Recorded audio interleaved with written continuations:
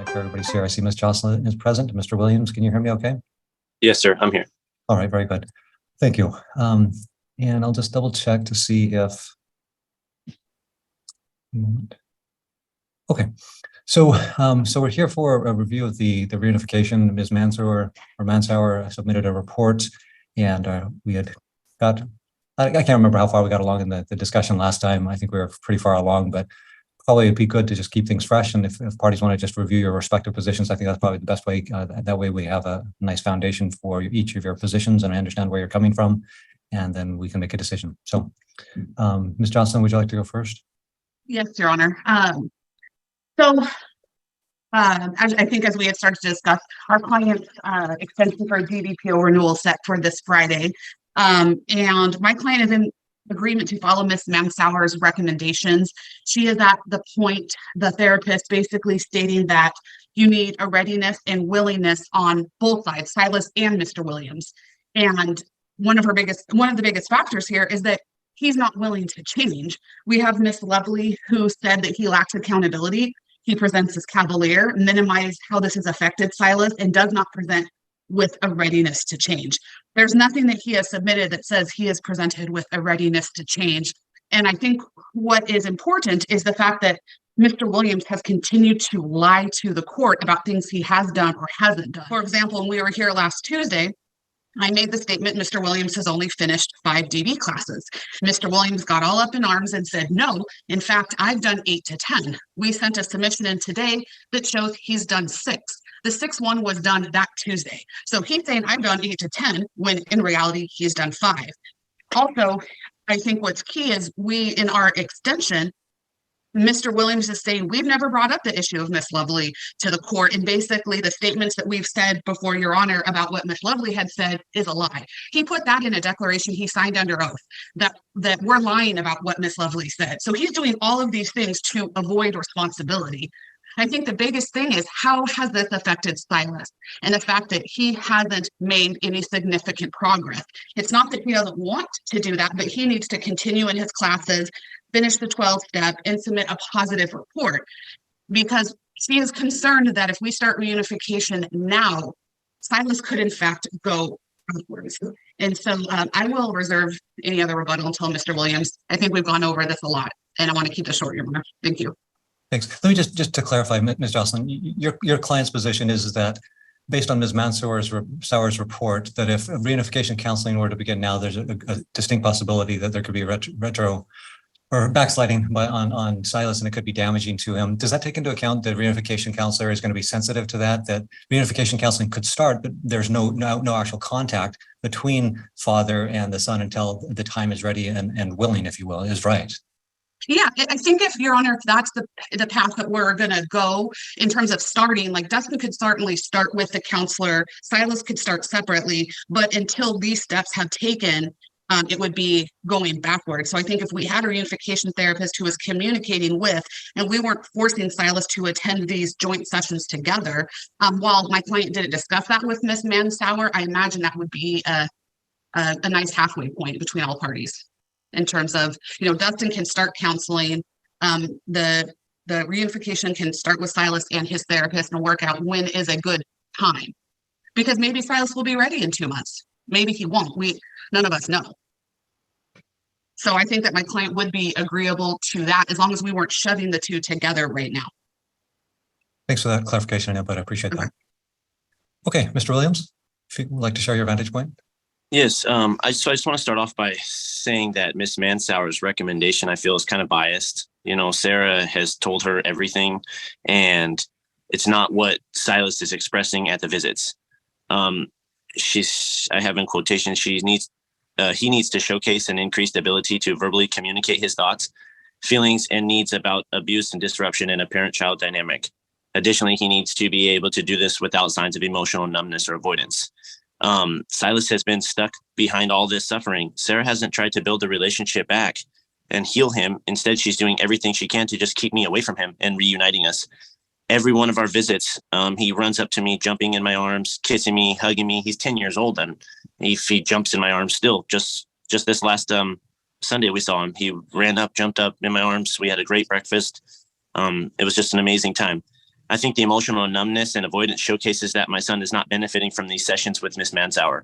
She's not a reunification therapist. Miss Mansauer was also under the impression that as of May 20th, when she wrote her report, that I had not started any classes or anything that the courts have recommended me to do, and I have. This obviously would influence anyone against welcoming an abusive parent back into a child's life. Ms. Mansauer's recommendations that I complete a 52-week class with a positive assessment from a DV counselor before considering reunification to start is just wild. But if that's what we have to do, then I'll do whatever is needed to be back with my son and have him back in my life, like on a regular basis, and be able to talk to him and call him. And I used to talk to him every single night and every single day at lunch.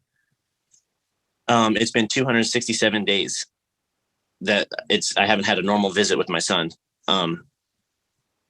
Your Honor, I'm sure you read the police report. I said where it was actually Silas alone telling what happened. Ms. Mansauer has never even seen the police reports. She is not informed of the potential alienation or the signs that Silas is expressing may be from alienation, not from abuse. Even children that are abused want to have a relationship with their parents. My visit with my son has been going great. He runs up into my arms. He is my boy. He's our only boy. I said he's got a new baby sister on the way and 2 other sisters that he loves very well. Every time we go to a visit, he's asking where's Sage, where's Ellie at? And I just like, they're in the car, they're getting ready to come out. This last few months ago, Silas missed our yearly fishing trip that we take him to because Sarah's friends got called into work and there was no alternative supervisor allowed.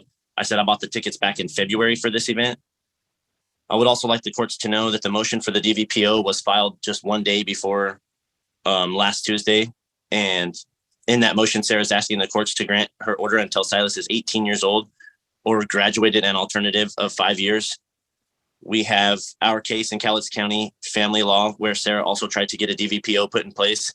I hope Your Honor can see the abusive use of the court system that Sarah is doing. I had regular calls every day and night with my son until 10/12 of 2022 when he returned to Sarah and she started all these allegations. Sarah has fought tooth and nail to take my son away or have me just give up. We have our family case where she is trying to convince the court she is protecting Silas and working towards reunification. And we have the Clark case where she is asking for no contact until my son is 18. It is clear to me that Sarah's end result is, but she has made very conflicting decisions in what she is doing. She has also filed a motion to move with Silas. She has threatened to move out of state multiple times with him. I think the filing this motion was very careless to her court rules. She knew on May 4th and before that that she needed and had the intent to move. She even said she had ongoing problems with mold in her land, and her landlord had been trying to find somewhere for her for over a year because housing is hard to come by.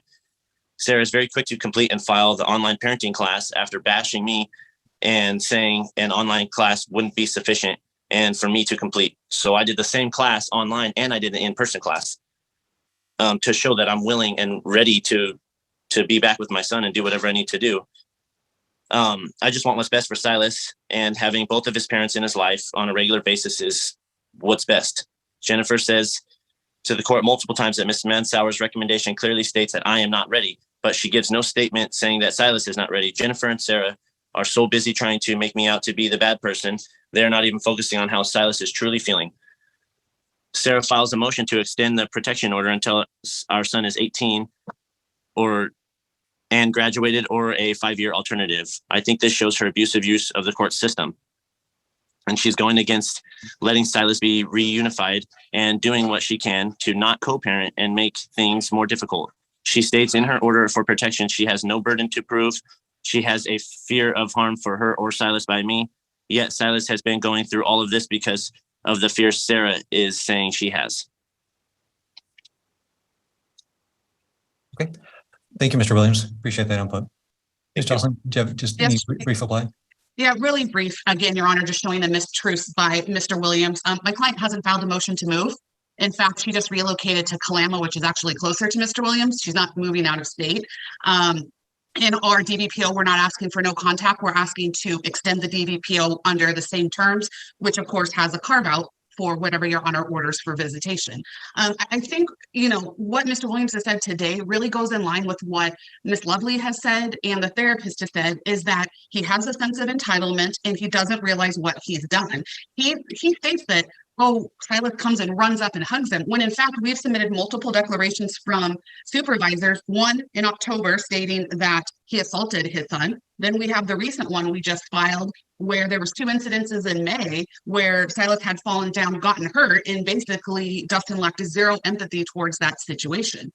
In terms of, you know, the numbness and ready, Dustin's not a therapist. The therapist is saying this is what is happening or could happen. And she clearly stated that she doesn't think Silas is ready. Mr. Williams thinks, oh, she never said that. She said it in the first paragraph, that there has to be a readiness and willingness on both ends. And so for that, we're going to ask to follow the recommendations. I do understand if we do, at least we start the process and everybody works together, but we don't want an order that Silas is forced into physical or online reunification with him until he's ready. Thank you. Great. All right. Thank you. All right. So I just want to make clear that I did read the recent submissions by Ms. Medved and also the declaration or the information related to the domestic violence classes and the progress. That was kind of the new pleading since we were here last time. So Ms. Mansauer, she did emphasize the readiness and the willingness. Those are kind of her two-pronged concerns. That there's some things that still need to be worked on and abilities to be manifested by the young man. She opined that Mr. Williams is not ready for the reunification process based on some certain concerns she has related to the domestic violence assessment. And then so she makes some recommendations of continued treatment for Silas and some conditions that he would be able to fulfill, and that she wants Mr. Williams to complete the 52-week DV program. And that DV provider basically says, hey, he's ready and he's willing to make changes and the like. So we know that Mr. Williams has started a domestic violence class. He's completed six classes. There may be 7 by this time. He's completed a Children in Between class. He's completed started the Incredible Years class, should be done in August, and completed a 4-hour online parenting class. So obviously both parties have some pretty strong feelings and a lot of emotions tied up into this for very good reasons. That we're talking about their child. And so my sense is that number one, it seems unreasonable to have a condition that there be a completion of 52 weeks of domestic violence classes before any reunification starts. I think it's unreasonable. Humans are not static. They tend to be dynamic, and with information and counseling, people make changes and make progress, and that can be judged and viewed and seen as he moves along in his progress. So I think what needs to happen in this particular case, in the best interest of the child, because the child loves both parents, notwithstanding what they've done, good or bad in the past. Children are loyal and dedicated to their parents, especially at age 10. So it's not surprising to me that the child wants to please both parents in whatever ways that they think is right in their childlike approach. So I think that there needs to be a reunification counselor appointed and get started on the case, and the reunification counselor will be able to meet with both Mr. Williams and also with the young man, and also with the counselor, Ms. Mansour, and also receive input related to domestic violence treatment and its progress or non-progress, and then make a plan and then start in on that progress as far as the reunification. It's been, as Mr. Williams had indicated, it's been 260 plus days that this limitation has been in place. And I don't see a good reason for that to continue in that pattern. I think there does need to be reunification. So the child will continue in his individual counseling. The father will continue in his individual counseling and programming. And then the reunification counselor is going to lead out in that reunification process, and will gauge readiness and will gauge willingness.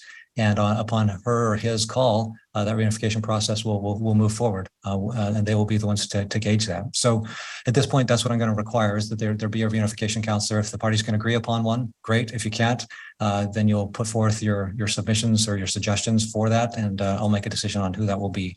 So any questions on today's ruling based on the input from the parties? Mr. Elson, do you have any questions?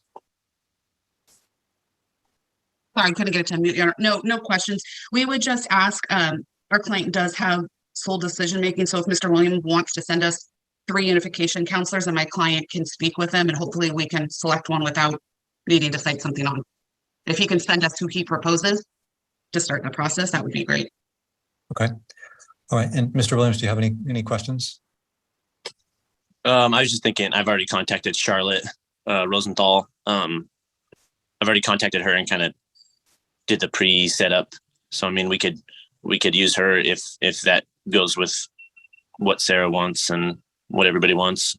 I just want to get back to where I can contact my son and call him and FaceTime him and hear about his day and, you know, talk about his friends and just everyday life stuff is what I'd like to get back to.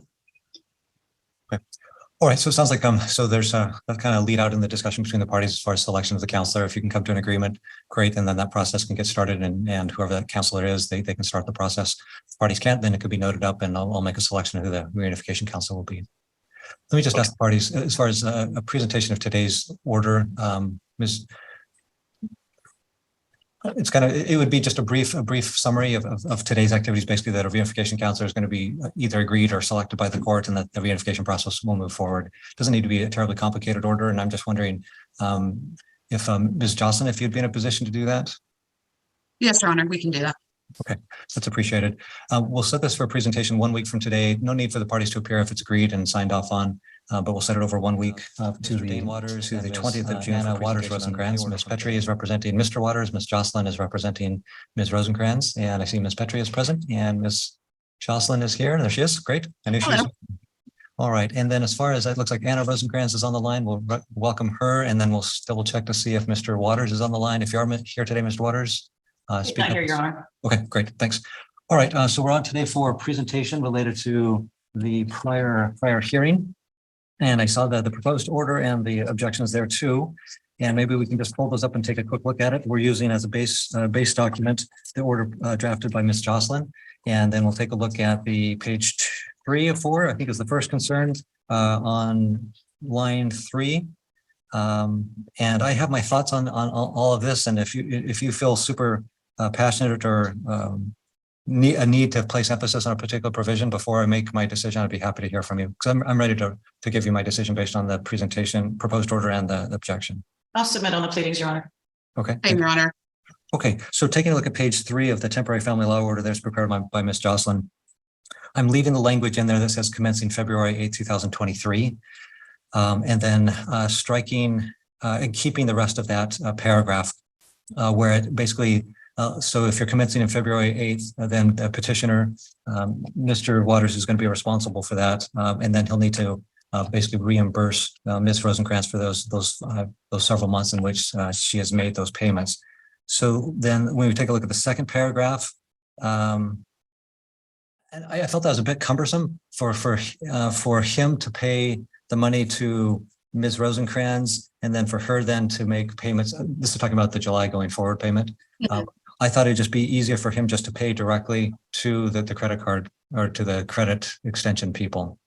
And Your Honor, I think the only reason we put that in there is because the card's solely in her name. It's not like a joint account. It's not in his name. She's the only one on the card. Will the credit card company or the credit company not take a payment from a non-account owner? He doesn't have access to the account, so he doesn't have a way to get into the account, like log in and pay the credit card. Okay. So he doesn't have like his own login. We're trying to contact them to see if there's a way to maybe transfer it over, but is there some reason why he can't be provided the login information? I think the issue is this is her credit. So if he's not paying, we don't want anything on there where he's charging on an account that's hers. If he's not paying, then that's damaging her credit. Certainly, if he could just simply take the card over, I think that's easiest for everyone. Yeah, I think so too. I mean, just the kind of the added transactions, if those could be reduced, that'd be fantastic. If they can't, because it is in the sole name of Ms. Rosencrantz, then I guess that somewhat cumbersome process laid out in lines 5 through 7 should remain. And if the parties come to something else that works, that he can just pay it directly to them, that would be beneficial. So I am going to just leave that language in there, lines 5 through 7 on page 3. I agree on paragraph 11 that issue was not argued or raised at the motion, so I'm striking paragraph 11. That wasn't her motion, Your Honor. It was? Yes. And Ms. Petrie, is there any strong objection to that inclusion? I'm sorry, can you remind me which one we're discussing? I know it's paragraph 11, but I can't recall. My apologies. Yeah, it says both parties must not make changes to any medical, health, life, property, auto insurance policy that covers either spouse. That means they must not transfer, cancel, borrow against, let expire, or change the beneficiary of any policy. No, that's standard boilerplate language, I don't mind it being there. Yeah, let's keep it in. Let's keep it in. We're not making any changes to the proposed. Okay, Thank you, Your Honor. Great. I have that order here and I will go ahead and sign off on that. Thank you, Your Honor. Any other issues from the parties? No, Mr. Your Reed Honor. is represented No. by Ms. Cotto.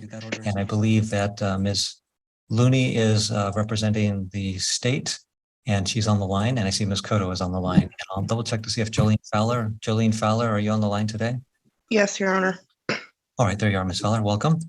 All right, so we're on today for a review of compliance with an order to compel. The hearing was held on May 16th related to discovery answers that they needed to be produced. And today we'd review it to see if they had been supplied. And we're going to review the completeness and the sufficiency of those answers. And so we'll hear first from Ms. Cotto, and then I'll hear please from Ms. Fowler. I have not received anything, Your Honor. Okay. All right. And then Ms. Fowler, did you supply any updated information for discovery purposes to Ms. Cotto and Cotto's office?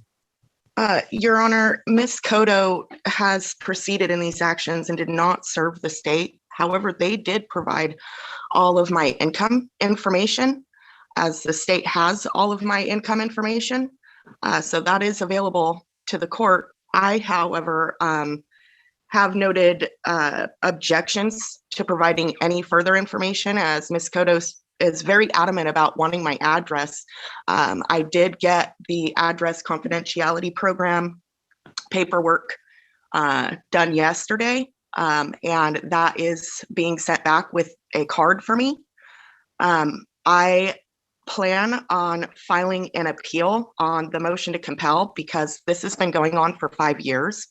And the only thing that has been done for my child in the last 5 years in these proceedings are wicked, deviant acts.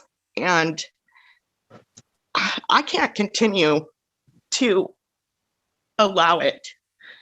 I'm tired of the abuse. And it's really emotional for me to see my daughter go through so much horrible things at the hands of Ms. Cotto and the defendant. And I am doing what I can to protect my daughter. So I absolutely cannot provide any information on housing after Ms. Cotto shut off my daughter's water with us in the home and then sought me out to evict me from a home I had no possession. Okay. Thank you, Ms. Fowler. So the order from the discovery hearing, the motion to compel from May 16th required you to produce complete answers to those discovery requests. And from what you said, Ms. Fowler, it sounds like you have not supplied anything additional since that order has been submitted. Is that accurate? Yes, Your Honor, it is, because there's a motion to appeal going in for that.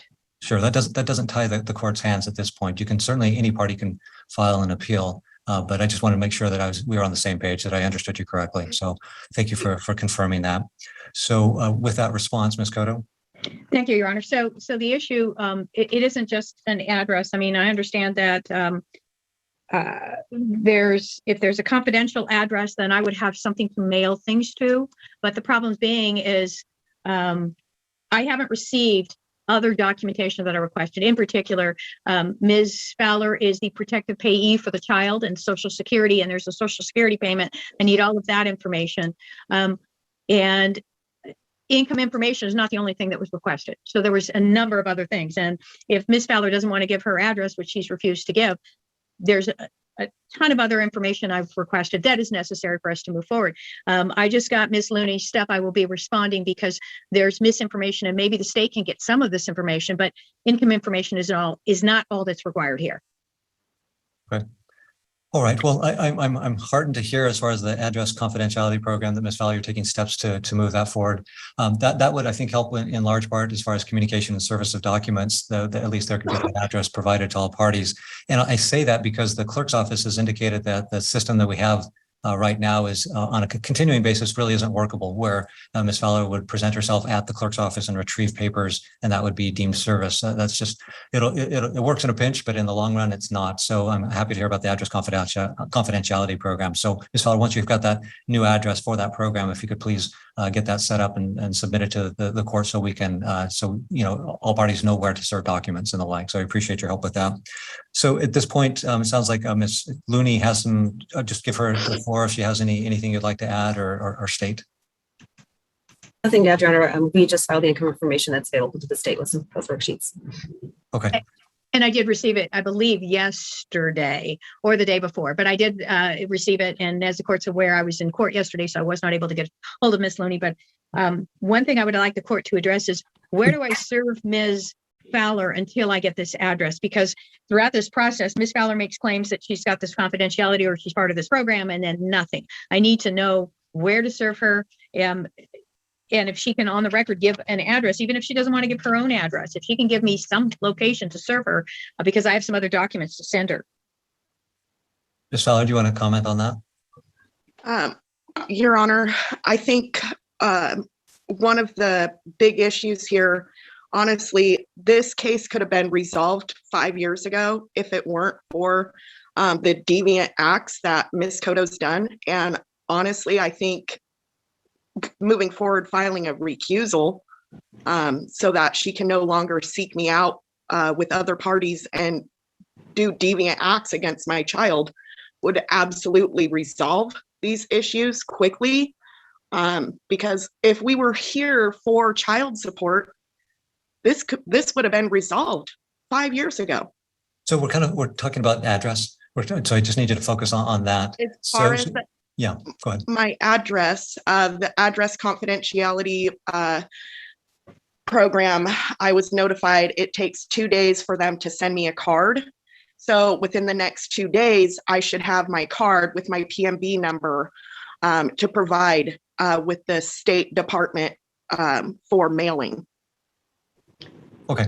So it sounds like that's in progress. And so there's an order from May 9th. The order from May 9th deals with the issue of service until that address confidentiality program address is known to everybody. So that order says that Respondents Counsel, so that's Ms. Cotto, may serve Ms. Fowler by dropping off a copy of any documents at the Calais County Superior Court Clerk's Office, who will hold those documents for Ms. Fowler.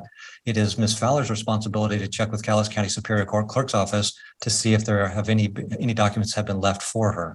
So that's how we're working things right now. That's can't go on forever. And so that's where the address confidentiality program comes into play. So until that address is known and is being used, this is the process we're going to use. So that puts a responsibility on you, Ms. Fowler, to regularly check with the clerk's office for documents that may have been served upon you. So that means I would suggest, probably 3 times a week you're calling in to just double check to make sure. Your Honor, I would ask for an order then that says as soon as she gets the PMB to notify my office by USPS so that I have something to work with. Are you comfortable with that, Ms. Fowler?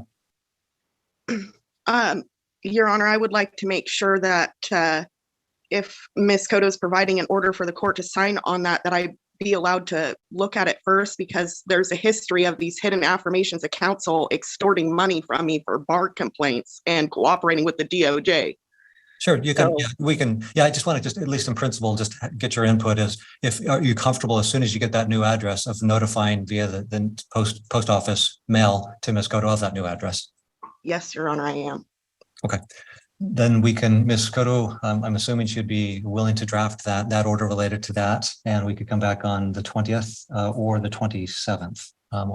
Any preference when we come back for the presentation on that order? The 20th, I can get it over to the clerk's office today or tomorrow, and Ms. Fowler can pick it up. So I'd rather have it sooner than later. I would also ask for further rulings. The court was going to make some rulings on Ms. Fowler's failure to provide the documentation, and I would ask the court to rule on that, or does the court want to wait until the 20th? I could include whatever the court orders today on that order for the 20th if we do it today. Okay. All right. So I'm okay if we set the matter over for presentation to June 20th. That's so 1 week from today. So Ms. Cotto is going to submit that document either today or tomorrow to the clerk's office. Then Ms. Valerie, it'd be your responsibility to go to the clerk's office and get a copy of that. And then you could submit any objections that you would like based on that proposed order. Then the second issue related to that presentation docket is it can be added to that order that there's been a failure to comply with the order to compel, and that there has been no further since the date of the motion on May 16th to the hearing date today. There's been no further submission of discovery by Ms. Fowler to Ms. Cotto. Your Honor, I do have one thing that I'm extremely confused on. Sure. It is my impression that these proceedings are I started the child support proceedings, and I'm extremely confused as to how the non-custodial parent can continue to show up, demand all my information, and then refuse a modification of support to the court and continue doing this for the last 5 years. Yeah, it's a good question. It's a good question. Yeah, it's a good question you raised, Ms. Fowler. Anytime one party wants something, they're asking for relief, right? They're asking for something that they want the court to order. Just as you want to know, basically, the foundation of, moving forward of all the information that you can get that would help you make a good decision on that. The other party is in a similar position. So they want to make sure that they have as much information they can to make a good decision. That also aids the court when there's good free flow of information from one party to the other and vice versa. That's when we get the most full view of the situation and the most information possible. So that's why the discovery rules are there. That allows each party to dig in and get the best information that they can, and then present that to the court. So that's kind of the reason why, even though you started this modification of the child support thing, that's why the other party gets to dig in and look at things also. So that's just kind of the way the system is set up.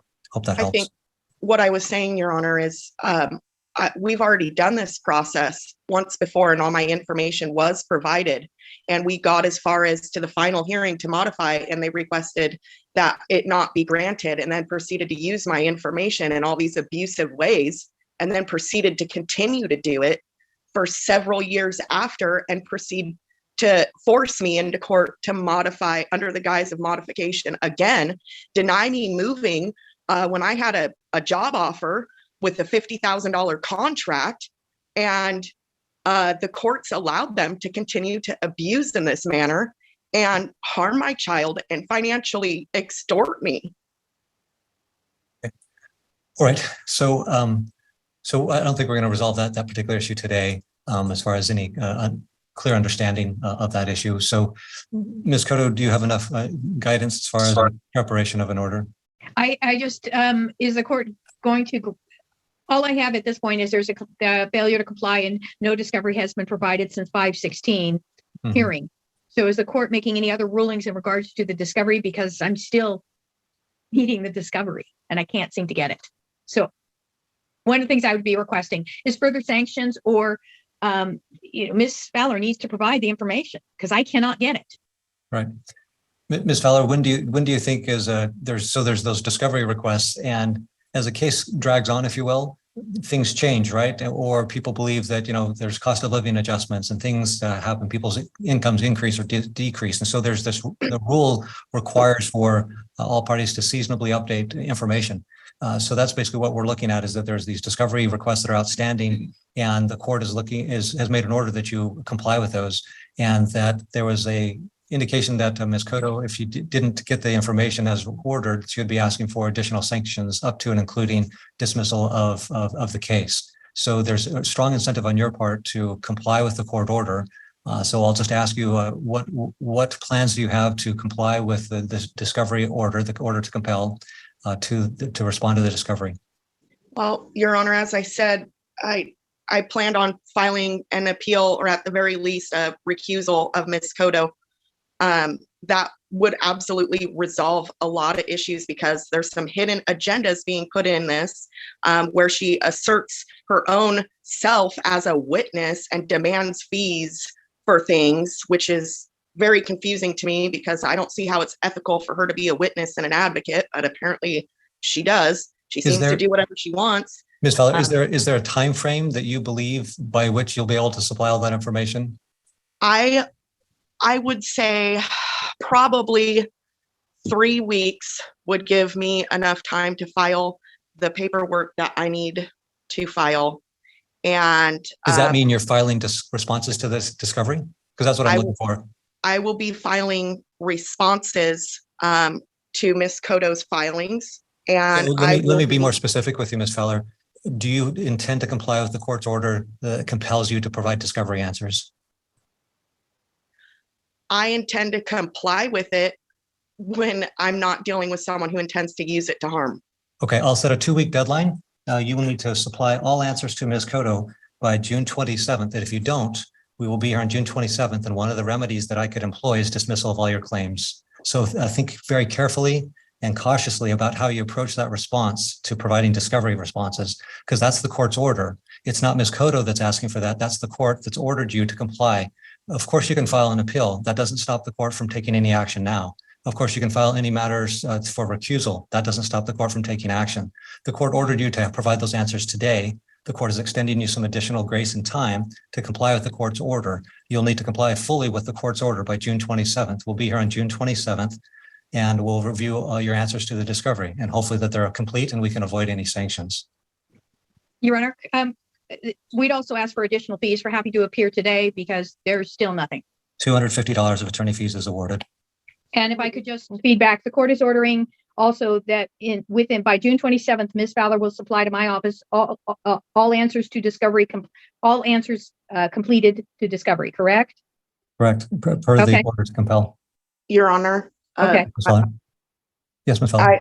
I would ask that the language not be specifically to her office, because as I said, I am filing motions, but I will provide information to the other party. So I don't know what the distinction there is, Ms. Fowler, because if you give it to the other party, then the other party gives it to Ms. Cotto. What's the difference? The difference is to the question of whether or not Ms. Cotto will be continuing on in these actions as acting counsel, given the history that has gone on. Okay, all right, I'll deny that request. That's to be provided to Ms. Cotto's office. Okay, I will write an order and provide a copy to Ms. Fowler via the clerk's office unless I have the address by today or tomorrow, and then let's see, we'll be back on the 20th. Double check. Yes, Ms. Gravina is on the line. She submitted reunification or GAL report, and so just double check. Ms. Gravina, can you hear me okay? I can, Your Honor. Can you hear me? Yep, perfectly well, thank you. All right, so I had an opportunity to review the guardian ad litem report and also the perspective from Mr. Swingle and also the mother's perspective, Ms. Marsh. So either party, let's see, we've got the petitioners, Alexis Marsh. We can hear from her counsel first, and then we'll hear from Mr. Swingle's counsel. And thank you, Your Honor. I do appreciate that. And good morning to Ms. Gravina as well. I think you're pretty familiar with this. I think the declarations detail kind of what my client's concern is, as well as the history of this. This is a case that has largely involved my client. And again, this is certainly the sad reality of this, which reunification cases are always difficult. We have a child in the midst, being Quinn, who is shown some kind of emotional turmoil over the course of the past several years due to, our opinion, largely the actions and inactions of her father. Some of the issues that have evolved because of those actions, and the point cannot be remiss that my client has been the one that has picked up the pieces to that. My client has been the one that has taken the child to counseling. My client is the one who has laid with this child at night after night terrors. My client is the one who has fielded phone calls from Mr. Swingle and his family related to issues of him driving with the child in an intoxicated and impaired state.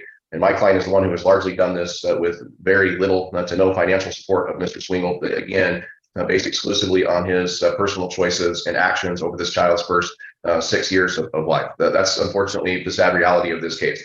My client is cognizant of that. I think if we look at this again from kind of a bird's eye view and look at the reality of that, it's easy for us to do in this capacity. It's more difficult when you're managing the day-to-day concerns with a child who, again, shows significant emotional issues as the result of this process. And that is always the difficult task in a reunification type of a case. That is always the issue in cases in which we have one parent or both parents who have had some kind of issues.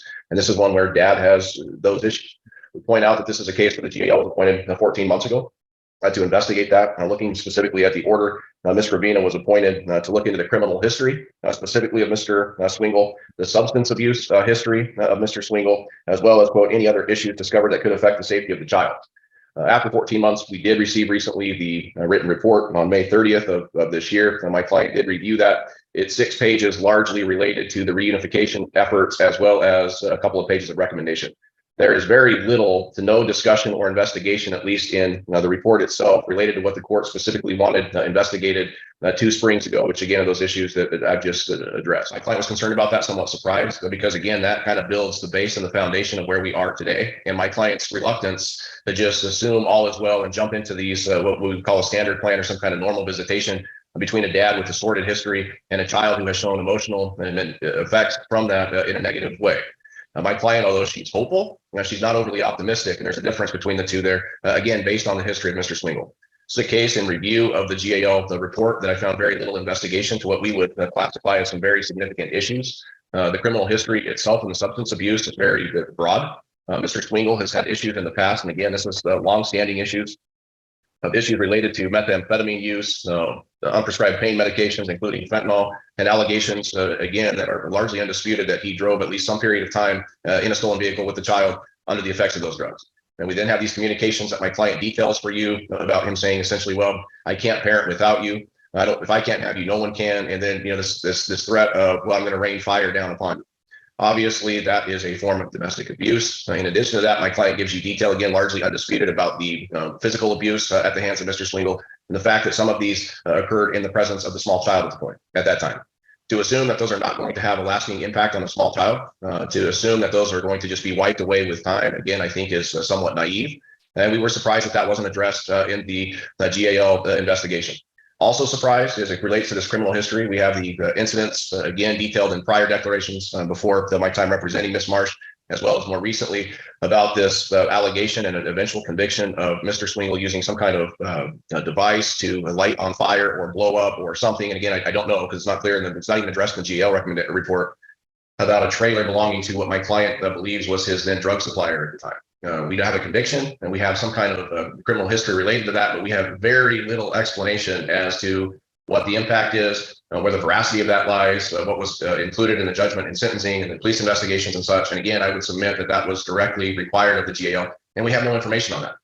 Child has progressed to reunification counseling with Ms. Long. In review of Mr. Swingle's declarations as well, the reunification counsel really didn't make issue of these, therefore it's largely resolved. Again, I would just submit that that's not the reunification counselor's role in this. That's the role of the GAL, and we don't have any information related to it. Reunification counseling has been happening. Ms. Long states that that's essentially run its course. I think we all agree to that. But again, I've got significant concern. And my client states for you, and I think she does so poignantly in her declaration, that past performance is most indicative of future results. And again, she has very little confidence because she's lived it, and she's lived it for a number of years, and very little confidence that Mr. Swingle, once the bright lights of litigation dim somewhat, that he's going to maintain his sobriety, that he's going to remain making good choices, and that he's going to be able to be a consistent, positive influence on this young lady's life moving forward. Frankly, that's our concern. That's what we want. And my client tells you that in no way is she trying to intentionally cut out Mr. Swingle of Quinn's life. He's essentially done a good enough job of that on his own over the past several years. What she's trying to do is just ensure, again, that this child has a good base and a good setting with parents who love her and care about her and will be ultimately consistent in her life. And given the history, we just have very little to no confidence that this is going to be longstanding and that this is going to be a significant change of Mr. Swingle. I think the fact that he is sober is that's very positive. And hopefully that maintains. But as the court is well aware and knows better than anybody in this Zoom conference, sometimes there's relapses. A lot of times there is complete disregard for that, and we go back and see individuals go back to their old ways. Again, we don't know. Time will tell. But we're asking for a very cautious approach to this because, again, who's been left to pick up the pieces? That's been my client, and she's done a very admirable job in that. She's enrolled this child in counseling. That's had a positive effect. She's again dealt with the night terror. She's dealt with these day-to-day issues where dad has just largely and unfortunately been absent. What we don't want to do is have those types of issues resurface. Since the reunification counseling has began, we've seen an uptick with Quinn in some of these behaviors. She is getting some night terrors again. Now, there is a step backwards in the behaviors. Again, that can be attributed to just the change in environment, reintroduction of a new parent, the fact that she does now have a new half sibling. I mean, all those things can be attributed to that, but we just don't know. And again, looking at this from a reasonable, objective parent's view, a parent who has dealt with this in the past, again, we're starting to see signs of a little bit of emotional upheaval, and we just don't want to go down that path. If Mr. Swingle is serious, if Mr. Swingle is devoted to the program and sobriety and making good choices, we're all for that. But again, this should be an approach that we just don't assume that that's going to happen because he's currently living in some kind of a facility, a rehab facility. We need to go at this, and my suggestion, as well as my clients, is to take kind of a wait and see approach, to give this sufficient time. Certainly, we're not suggesting to cut him out of Quinn's life, but what we're suggesting is that we approach this with significant caution. That we do, if the court is inclined to change the visitation, that we do that again with an eye towards the future, just not where we're at today. We do suggest that Mr. Swingle have visitations with the child 2 times per month under the supervision of his father. The dad, paternal grandpa, currently lives in Vancouver.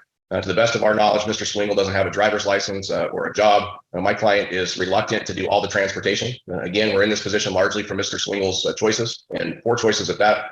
Also incurs a cost to my client that she's not getting the support, and everybody realizes that. If anything, she gets partial support payments, and those are sporadic. To then impose on her the burden of transporting this child back and forth to Vancouver so dad can exercise his visits, I think is somewhat unfair, for lack of a better term. Also, don't think it coincides real well with the fact that she's taken on not only 100% of the emotional and physical support of this child, but nearly 100% of the financial support as well. That's what we're asking. Now, we do have concerns and think it is somewhat nearsighted to just assume that things are going to go well and quickly progress into overnight visitations and unsupervised visitations as proposed by the GAO. Again, without that basis of that. Without that basis of any explanation for the criminal issues and the substance abuse issues that were ordered by the court 14 months ago to be investigated. And I looked through that 6-page report of Ms. Gravina. I did not see any comments on a lot of those issues as we presented for you today. This is not about rehashing the past with Mr. Swingle. This is about incorporating the past with, again, the future performance as a parent. The fact that my client just doesn't have the confidence moving forward without any kind of real baseline, because we have 0 right now with him. And again, I think that's somewhat problematic moving forward, and inappropriately assumes that things are going to go very well when that just unfortunately has not been the history. That's our request. I think it's reasonable. Ultimately, I think that bodes to the best interest of this child, who again is already with the minimal contacts through reunification counseling in somewhat of a sterile setting, is starting to show a little bit of a few signs of regression. I think what we have proposed makes sense moving forward. And my suggestion is we see how things go. We take the first step, and then we can come back in a couple of months or whatever the court deems appropriate and see how the child's progressing. Now, see how she's doing in counseling. There was very little input in the report as far as this child's seen 2 counselors over the past couple of years. Although we have the names of those individuals in the report, we have no information related to what these individuals really said or contemplated. And again, that's concerning. Let's see where the child is with counseling. Let's see how the child is with consistency of dad's visits and time. Come back, and if the court thinks it's necessary or appropriate to increase time, that's fine. The court wants to maintain time, the visitation at that juncture, again, that's fine. But we just don't have that baseline, and we absolutely need that moving forward because we still have, largely after 14 months, the same questions and concerns we did this time last year. Thank you, Mr. Zandy. All right, Ms. Hoke. Yes, Your Honor. I'll take the easiest issue first. My client does have a job. We indicated in prior pleadings that he would be starting to work in May. He's done so.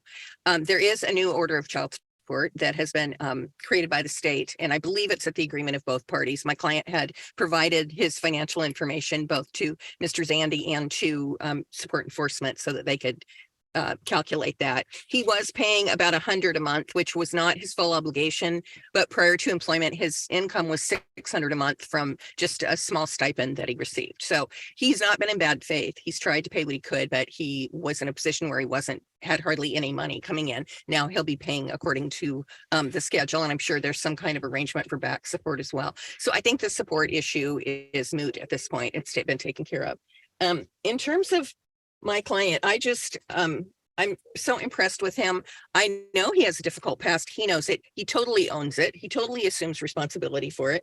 And he had a couple of things in his declaration that he wanted to make clear. He never drove anything with his daughter when he was in an impaired state. That is not accurate. She thought he did, and she thinks that his criminal action had something to do with the drug dealer. He indicates that it doesn't.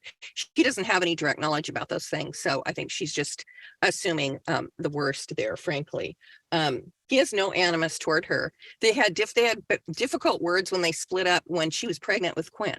So this is years and years ago when they may have still been teenagers. At any rate, there's been no additional attacks, either verbal or anything else on her from my client. He's just trying to move on. He completed the drug program. Now he's a peer counselor, and the eyes are on him to make sure that he is succeeding, but he's done extremely well enough to have a job there at the place where he did his rehab. So I think I understand how Ms. Marsh feels. I do. And she's scared and she's worried and she can't help that. She's the mom. But when you look at the objective data, such as the GAL report, the GAL had the input from the reunification counselor, who said she had regular communication with the child's counselor. So all three of those people have done a thorough job of seeing what would be appropriate for reunification.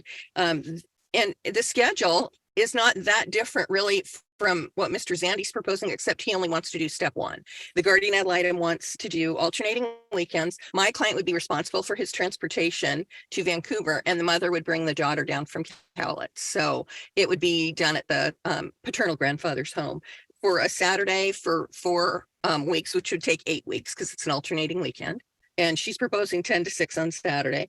And then he goes after those 8 weeks, 10 a.m. to 6 p.m., but still at the grandfather's home. So he's getting almost 2 full days, but paternal grandfather is there, not supervising, but it's at his home. And then let's see, we go from eventually from Friday to Saturday, still at the grandfather's home.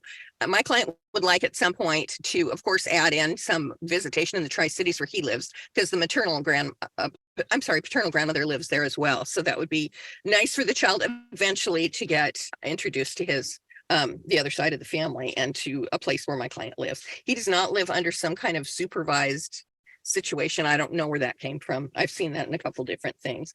So basically, he's just asking to start some visitation. He hasn't had any for 4 weeks because the mother couldn't pay for her last portion, and eventually the reunification counselor bowed out and said that she wasn't needed anymore.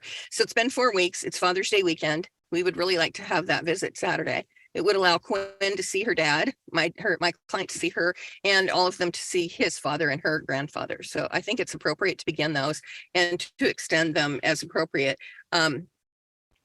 It's always available to bring this back to court at any time if Ms. Marsh has concerns, but my client's done a fantastic job, really. I don't think he could have done more. And the fact that he owns what he did and he knows there's no excuse for it, he just wants to move forward. So I'm asking that you accept the GAL's report and recommendations in full, and that we go forward with that for the time being. Thank you, Ms. Hoke. I wanted to give a little bit of time to Ms. Gravina if she wanted to supply some information, and then both parties could comment on that. Ms. Gravina? Yes, Your Honor. Thank you. Tanea Gravina, the guardian ad litem here.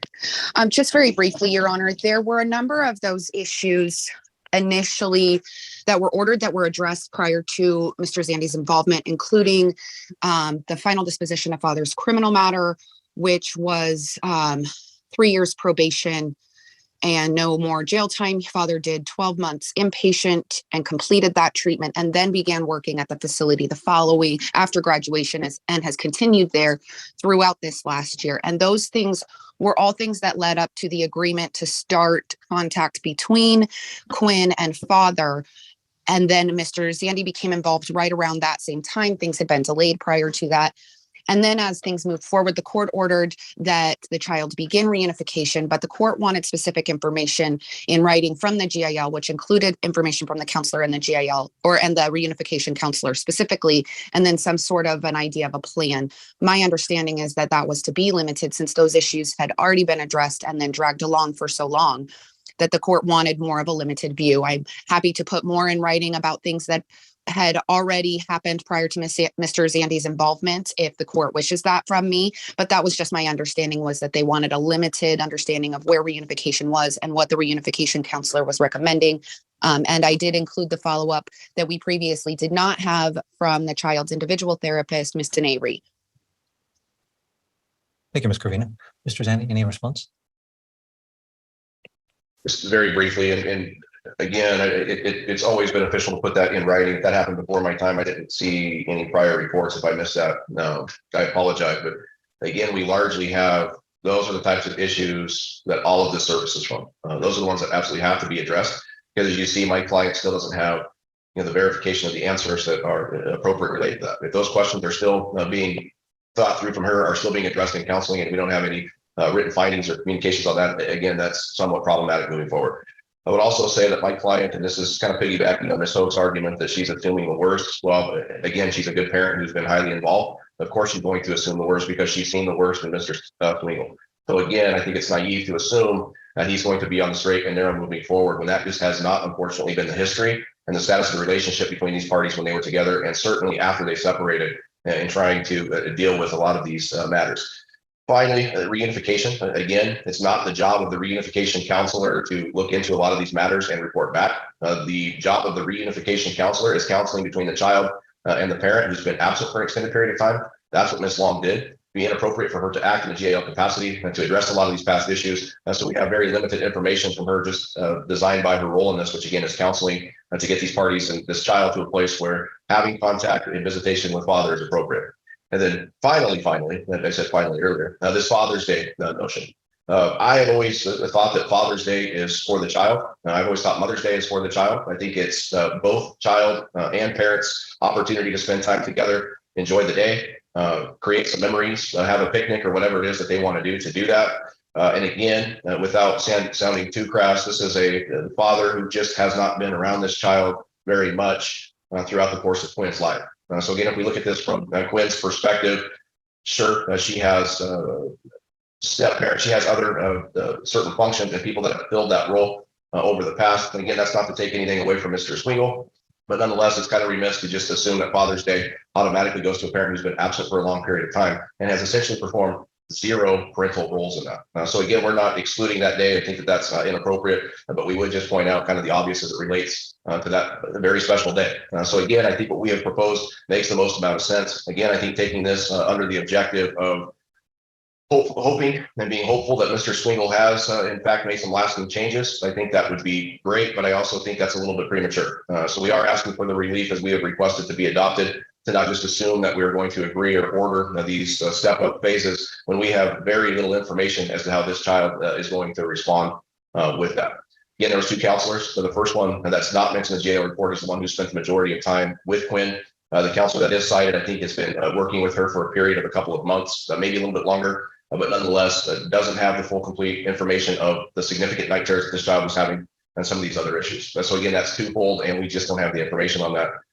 And we would certainly like to see a track record of success for Mr. Swingle before we just automatically assume that he's going to be a stable and consistent impact in Quinn's life. Thank you, Mr. Zanti. Ms. Gravina shared some input and Mr. Zanti's been able to respond to that. So I want to offer that same courtesy to Ms. Oak. Do you have any comments based on Ms. Gravina's input?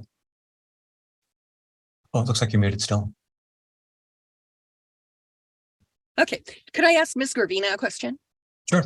Okay, so my question is, and I think I know the answer, but from what you have seen and up until the report, is there evidence that any night terrors or issues that Quinn's experiencing are the directly related to her relationship with her father?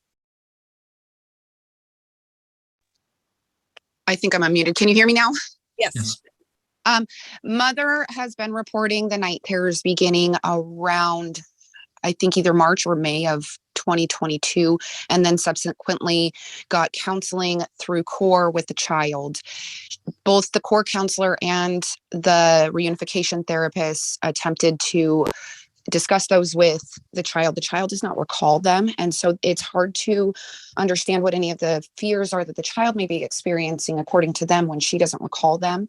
Mother has indicated that there have been several changes and some things that may have impacted that or may not. She just feels like adding father to the picture on top of those things in such a significant way may be continuing or exacerbating, is the way Mother reports it. Is not that it's necessarily that, but that it could be continuing or exacerbating things that she's already experiencing and that the counselors are having a difficult time discerning. Just one more question. Did you have any knowledge or information indicating that Quinn was having difficulty with her, either the video chats or the actual visits with her father? Both Mother and the reunification therapist reported Quinn having good experiences during the visits, as well as excitement leading up to them, asking about when they can begin initiating the conversation, etc. Okay, let's see. I think the only other comment that I had, Your Honor, is that Mr. Zandy is indicating that my clients had zero parental role. Starting in January of 2021, Ms. Marsh blocked him from having residential time. And as you can see, this case has dragged on for a very long time until even could get video chats. When the child was small and a toddler and an infant, he had sometimes primary care of her, but he had a very significant role in her life. So it's inaccurate to say that he's had zero parental contact or input with this child. Thank you. All right, thanks. All right, so here there's the child is, I think, 6 years old. Quinn is 6 years old, and the parents have not really been together since the early years, and they've been co-parenting the best they can since that period of time. It sounds like Ms. Marsh has been, especially most recently, has been very consistent and has been the parent that has been there to work through and support the child, has got the child into counseling, done an admirable job of supporting little Quinn.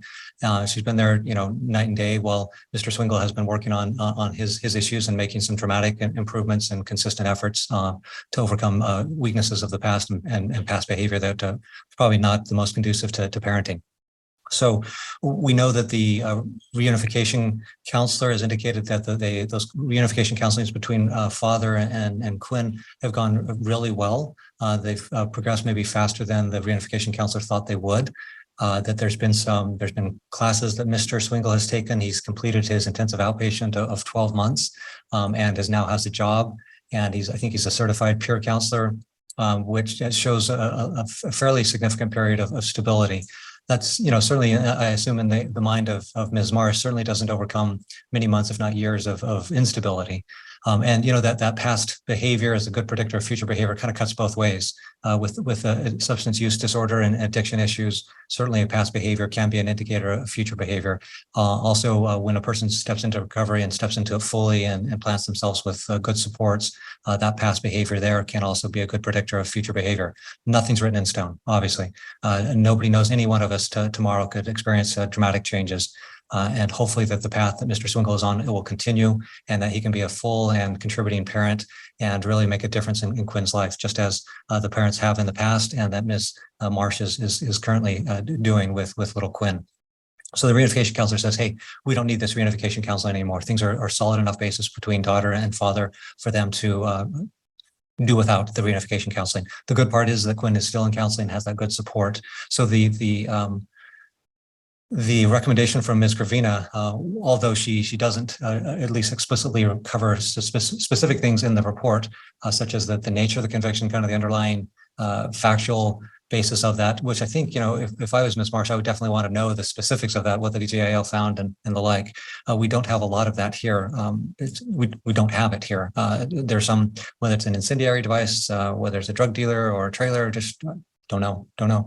And part of me, I think, wants to know that. And part of me says, I don't necessarily need to know that because there's been such a dramatic shift. That's not to discount what has happened in the past. And I don't really exactly know the full tenor, the full value of what happened in the past.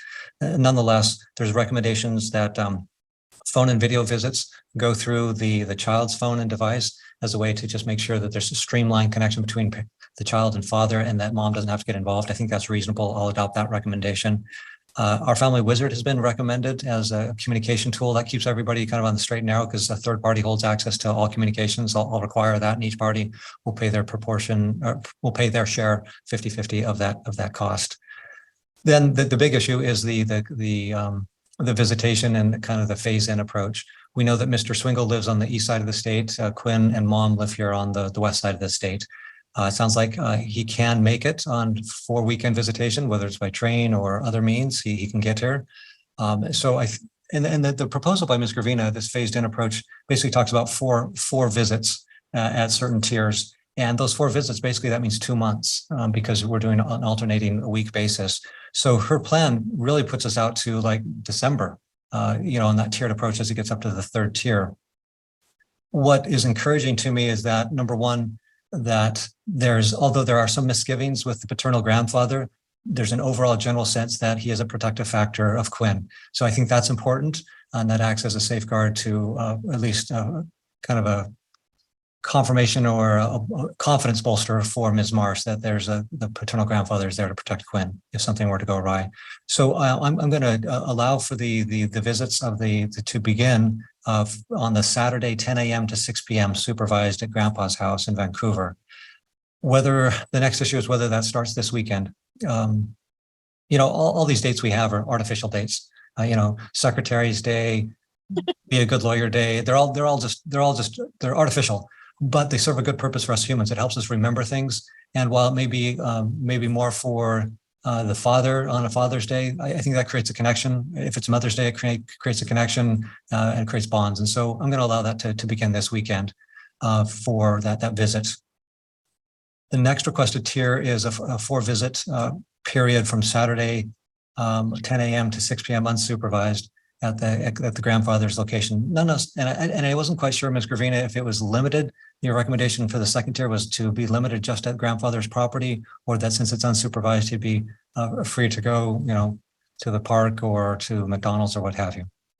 The indicator that it happened at grandfather's house was more about convenience for the child while she's building her bond with father and learning to trust and rely on him, that it should be at a location that's comfortable for her and related to father, but more local. It had more to do with being different from Tri-Cities than him having to stay only at grandfather's house. Gotcha. Thank you. So for the second tier, which is 4 visits, I'll allow that to occur the Saturday 10 a.m. to 6, Saturday 10 a.m. to 6 p.m. unsupervised is not necessarily limited to be all at grandfather's house. It can be in the local greater Clark County area. And, and if Clark County, if there's something fun to do in Portland, I'm not averse to that. So then the third tier that's suggested is an overnight visit, a 24-hour period for 4 visits. I know there's probably a lot of trepidation for Ms. Marsh in that, where a lot can go wrong in 24 hours and a lot can go right in 24 hours. So again, I think I'm going to allow that at this time. If there become telltale signs or concerns related to sobriety of Mr. Swingle, I think he's on a really good path right now, and hopefully I assume that he'll continue on that good path. But if there are telltale signs that are indicating that he's not, like loss of job or what have you, loss of housing, then that issue can be raised and we can revisit the visitation. So I'll allow the overnight visits to occur. At that point, I want to have a review on December 12th. December 12th is a Tuesday. That'll be at 9 o'clock in the morning. We'll review to see how those visits have gone. If there's anything that's new that's occurred or any concerning issues that have occurred, we can address that before implementing possibly a Friday to Sunday schedule. I'm cognizant of the issues that have been raised related to Quinn's behavior, that there's been more aggression. And if I'll just leave it at aggression, there's a variety of possible causes and contributors to that, including Dad. There's a lot of other ones too. So as far as the exchanges, when the visit starts, I recognize that there's some concerns of added burden upon the mother.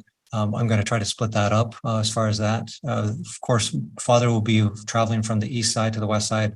The mother will be responsible for dropping Quinn off at either if the parties can't agree, then it would be at the Clark County Courthouse. Hopefully it could just be directly to Grandpa's house. That would be my first preference. Grandpa's house would be the drop-off point.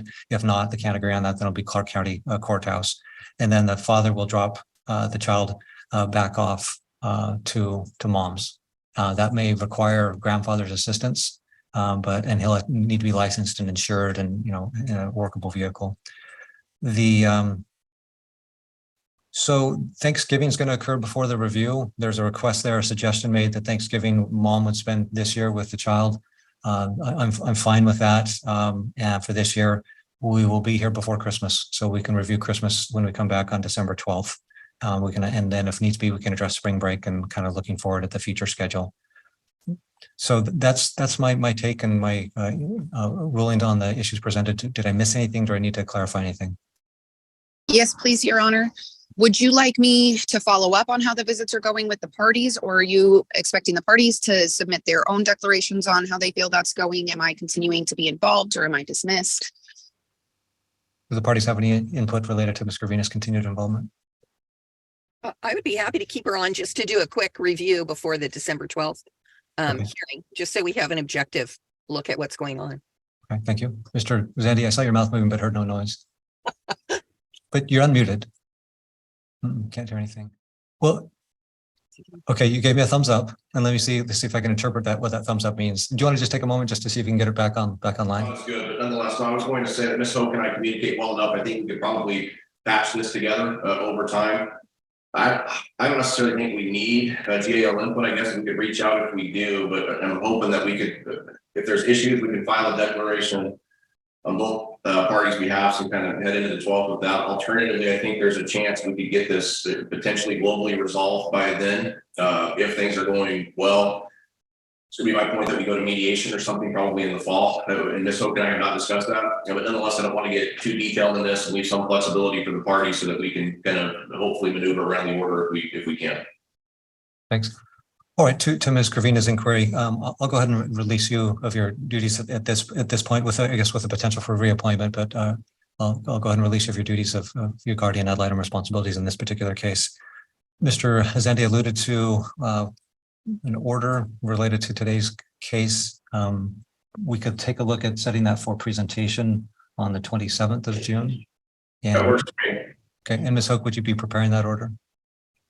Well, I will. I represent the respondent, but I'm happy to do it. Yeah, and I said the reason I do that is that there's a significant change here that is I guess would be beneficial, at least from your client's perspective, and so that's why I threw it your way. Okay, sounds good. I'll do that, and then we'll I'll have it to Mr. Zandi no later than the 20th, and then we'll present on the 27th. That sounds great. We'll set it for Yes, I can hear you. If I have your permission to turn off my video, I'm actually on a site visit for another matter, so I'm in my car. Sure. So I had an allergic reaction, so I would love to be able to turn it off just so nobody could see how swollen my face is. I don't have any objection to that. I'm fine with that. Thank you, Your Honor. The record will also reflect that Ms. Jessie Gall is on the line with us this morning.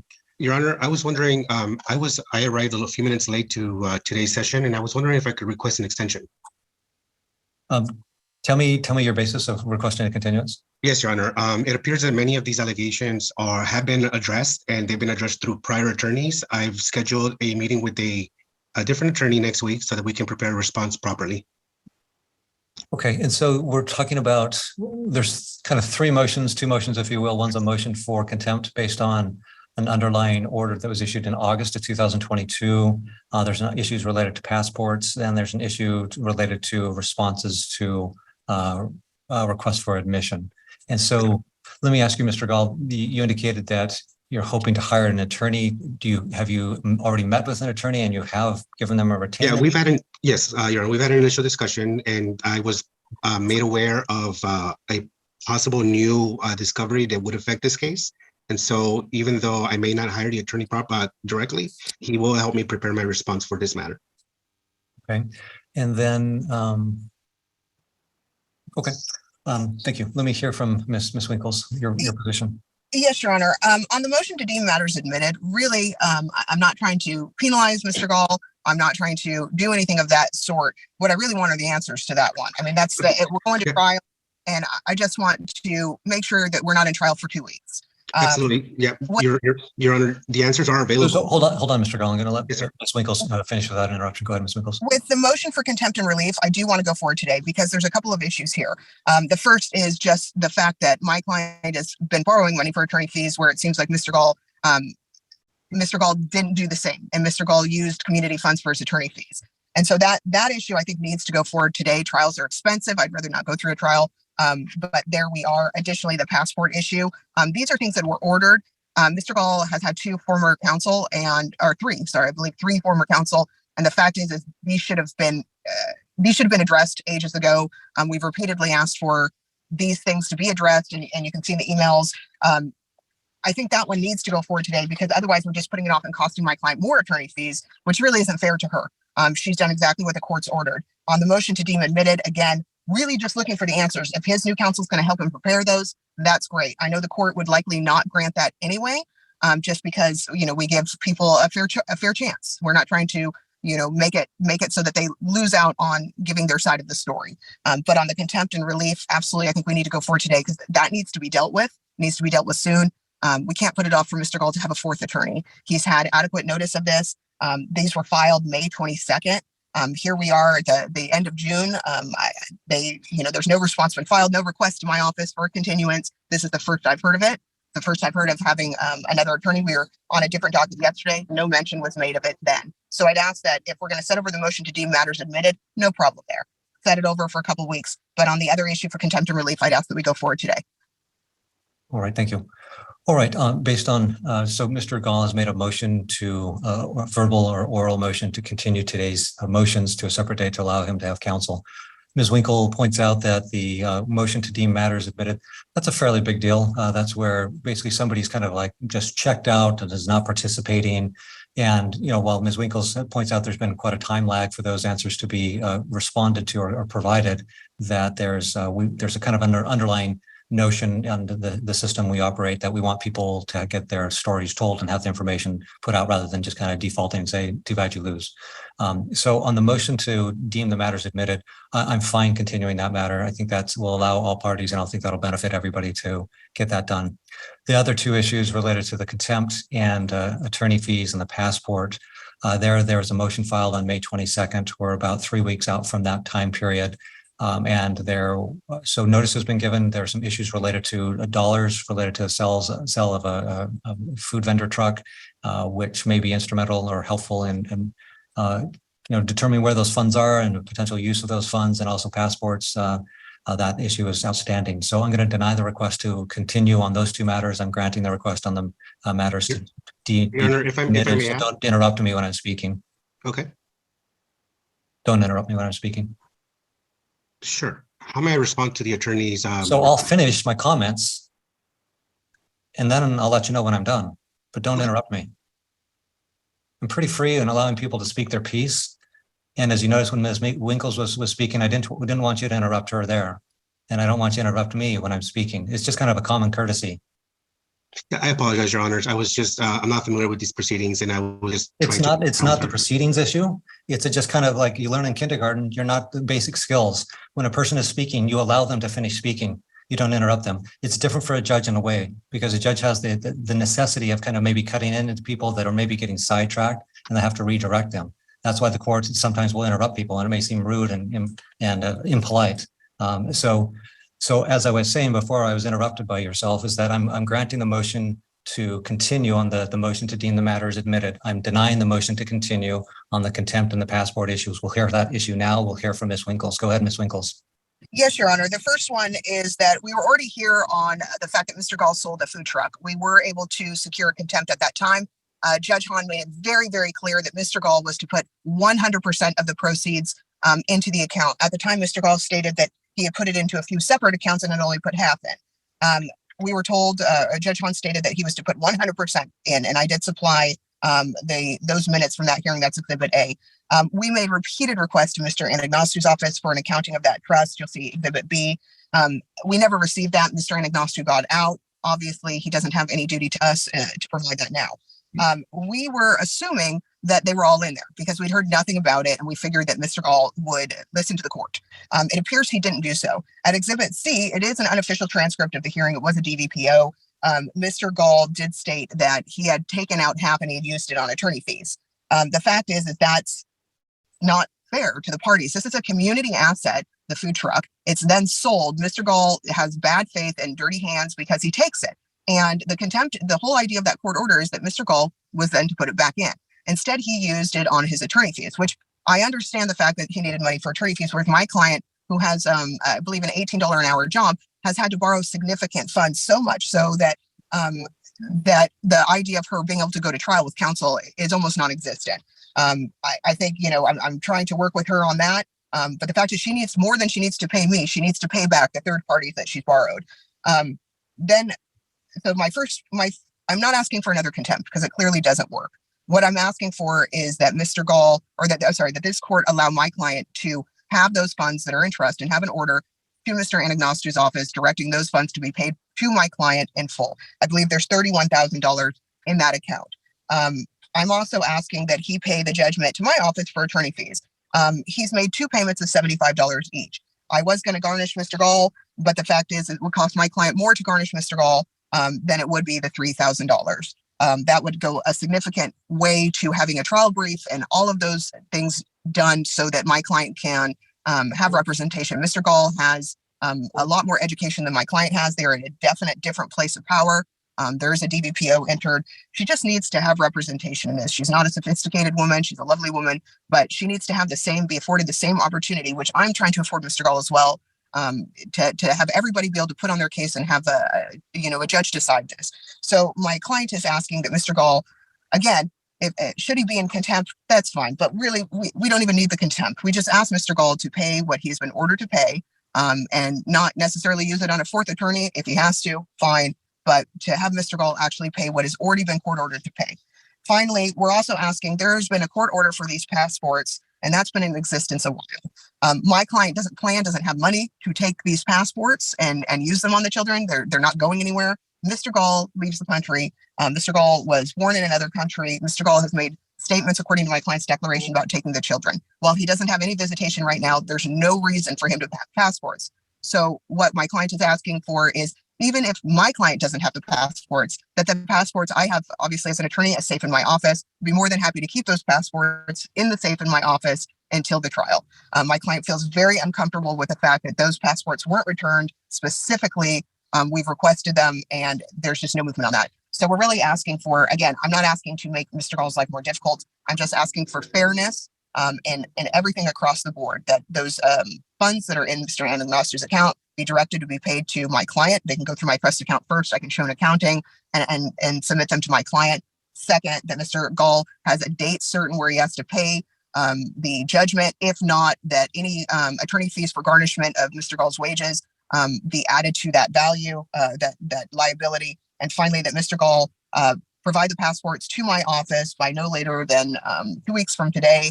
And that if Your Honor wants to make an order stating that they remain in the safe in my office until trial, we have no problem with that whatsoever. Again, I'm not sure contempt really works. We've had contempts. They just don't seem to go anywhere. We're looking for action rather than a piece of paper at this point. Thank you. Thank you. Mr. Gall? Oh, yes, Your Honor. So, boy, that's a lot. So let's see. I'm going to start, first of all, so there are no contempts on record towards me on this matter. That's one of the many lies that this attorney is saying. Second of all, we've attempted to try to show an accounting for the funds that remained through my various attorneys. Now, this particular attorney has repeatedly shown that they are going to bombard my new attorneys and overload them with questions and information, and they're going to deny and reject any submissions that I make. This is their goal, to try to besmirch me or make me look as an individual that doesn't respond. I have shown accounting at Judge Hahn's request. I have shown accounting to my previous attorneys, and my previous attorneys have provided that accounting to Ms. Wrinkles. Both Agnostus, Bloom, and Margraf have provided this particular accounting. And this is the information that I have been looking to research to submit to the court, Your Honor, so that I can continue to provide proof that this particular attorney is utilizing abusive litigation to try to get her client's way through. Now, if the court would allow me, I am researching all of my efforts that have confirmed my intent to try to provide this money. I have no problem where this money sits. It could sit at Kurt Anagnostus' office, it could sit in Aaron's office, but until we all come to the table and try to resolve this matter, Your Honor, I mean, the respondent does have many assets which with value that can be opted towards this. And to respond to the respondent's attorney's claims of borrowing money, this money is not being borrowed. This money is being given by her mother, who is noted as a hateful, racist person who has been trying to break up her marriage for the last 10 years. So in addition to that, the respondent had claimed that she's paying rent and that she's working, but she's not, Your Honor.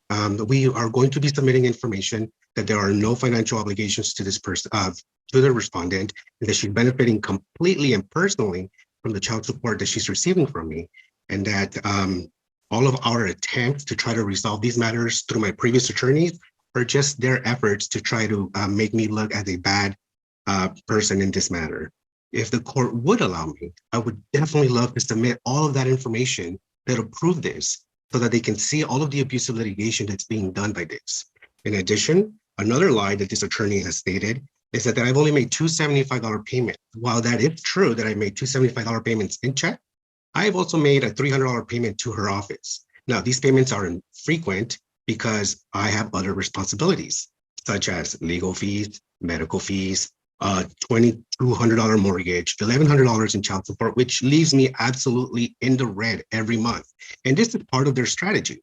So in their attempt to try to increase my legal fees and try to run off my attorneys. They're trying to use the court system to try to paint me the bad individual in this matter. And all I'm trying to do is get rid of my previous relationship, Your Honor. The court is seeing that all of the abuse that I have sustained emotionally, financially, and physically from my wife and my kids who have sustained their emotional abuse and psychological abuse from her is being translated into the court in this matter. The court, I'm not sure if this case knows that the respondent had been previously charged twice and convicted once of domestic violence, but she is not new to this process. She has made very many accusations in which she said that the next time this happened, that she was going to do it right. And, you know, she didn't falter on her promise. She did everything she planned everything. And I wouldn't blame her. I mean, she's got an aunt who's been divorced 5 times in this exact same district. So they know how to manipulate the system really well. And I hate that they're using this court process to amplify that. Now, as far as the passports, that's another lie. My son's passport was issued when he was 1 year old, 1 year old. His passport expired and it's nowhere to be found here. I'm assuming that the respondent picked up this passport in one of the 2 times that she was granted access to come pick up her stuff. I do not have his passport. My daughter never had a passport issued. And to continue to perpetuate lies that I was going to take my children out of this country just so that they can continue to fearmonger both the reunification counselor and this court, it's just absurd, Your Honor. I'm here. I am a citizen of this country now, no thanks to my ex-wife, which she would like to claim. And, you know, I'm just trying to fight for my children.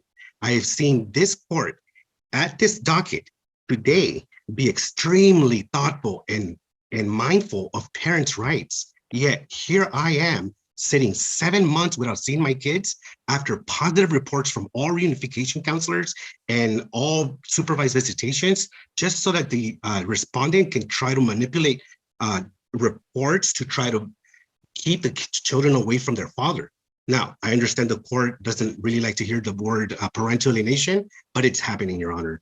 After all of the reports that I suspect may not have been turned into this docket, it is very doubtful that these matters are just happenstance. They are coordinated and they're just an evil way to try to keep me from my children.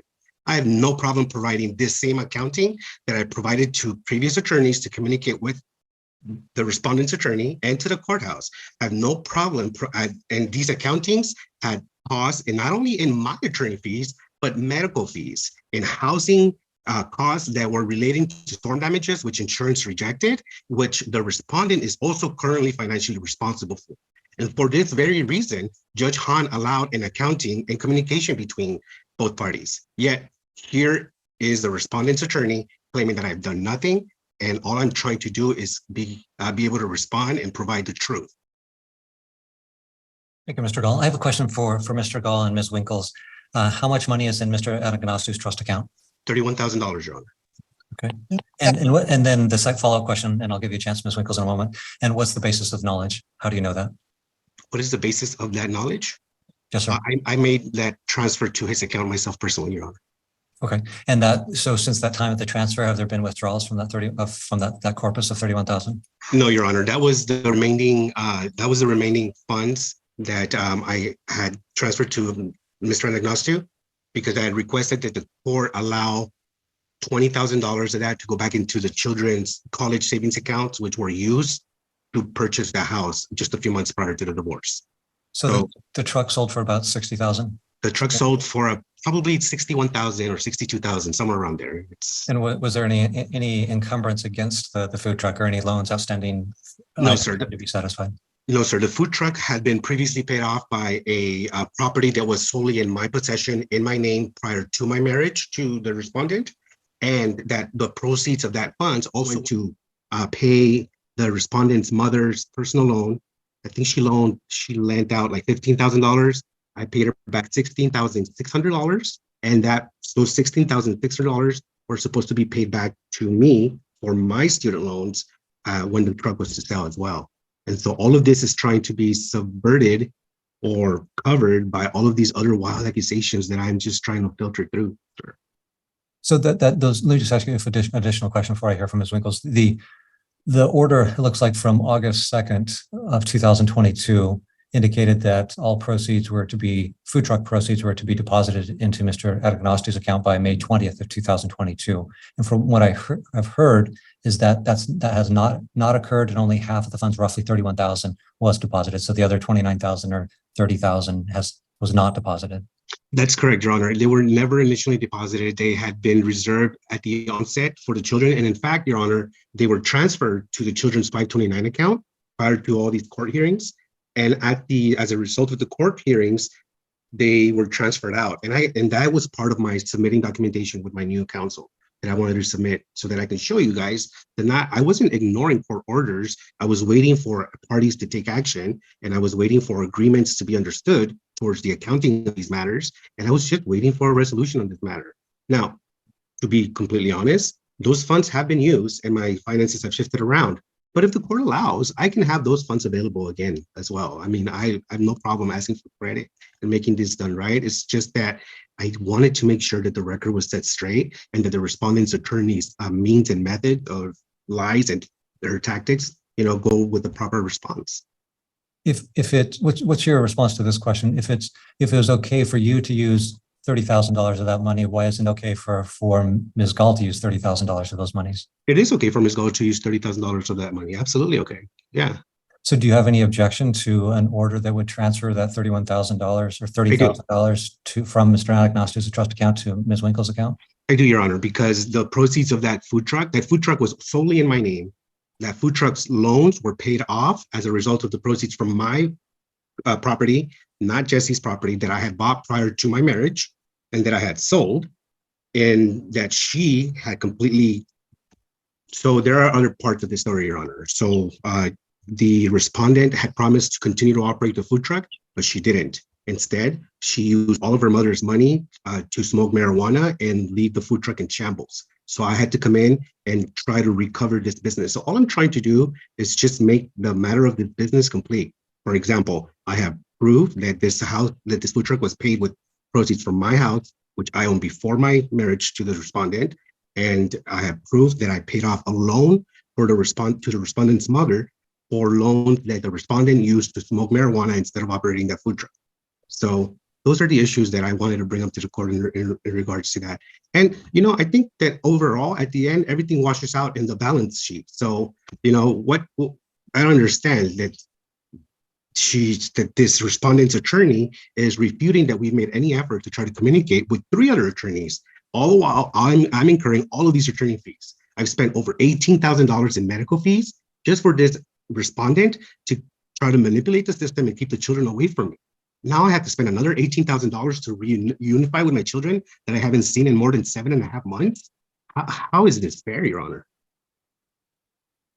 Thank you for your responses, Mr. Gall. Ms. Winkles, what's your response to my question of how much money is in Mr. Adagnosti's trust account, and how do you know that? There is 31,000. The only way I know that is that Mr. Gall has stated that there's 31,000. He stated it on the record repeatedly. It's in the court minutes. He also stated it in court today. Additionally, he stated in the DVPO that that's the amount that was in there. The food truck sold for $60,000. We provided proof of the actual document showing that the sale, I was given information on the sale. What I was not given information on was how much was in that account. And I never received that. And I'm assuming counsel for the last 3 know them well. They're decent counsel. They're not going to hold something back when I do discovery. Attorneys don't really have a dog in the fight in that way. Our ethics are very, very important to us. The fact is that there is 30,000 in that. I have no proof that this is from a separate asset. In fact, I have proof that the food truck was purchased through using funds borrowed from my client's mother through a variety of sources. And anyway, commingling all of that. The fact is that Mr. Gall has bad faith. There is intransigence here. There is a court order. And whether Mr. Gall likes that court order or not, that was the order of the court to put 100% of the food truck proceeds in the account, not to put it into his children's account, not to take it out, not to choose what Mr. Gall wanted to do, but to do what the court ordered him to do. And it is a hidden asset in the fact that while I have to go from what Mr. Gall says in court later on, the fact is that it's not been disclosed in discovery about how much was in that account. None of this has actually been disclosed other than by Mr. Gall today. Again, the whole thing about separate property, this has all been disclosed today. The fact is that it is a community fund. These parties have been married long enough to have, 2 children. that are, one of them is almost a teenager. And this food truck is a community asset. He even said he bought it so that his wife would have a job. It was sold. He sold it contrary to court order. We brought him forward to the court. The court said you shouldn't have done that, but put all of the proceeds into Mr. Anagnostu's account. He didn't do that. The court gave him a date to do it. He ignored it. He took it out and put it into children's accounts. Apparently, I haven't seen that. I do have all of the accounts. I do see a lot of money moving back and forth, but then he spent it, and he's been honest with the court. I spent it. He's honest now. The fact is that honesty now doesn't fix honesty then. Honesty now doesn't make a court order complied with, and that's what we're dealing with here. The fact is that there's $31,000 in that account. He's had half.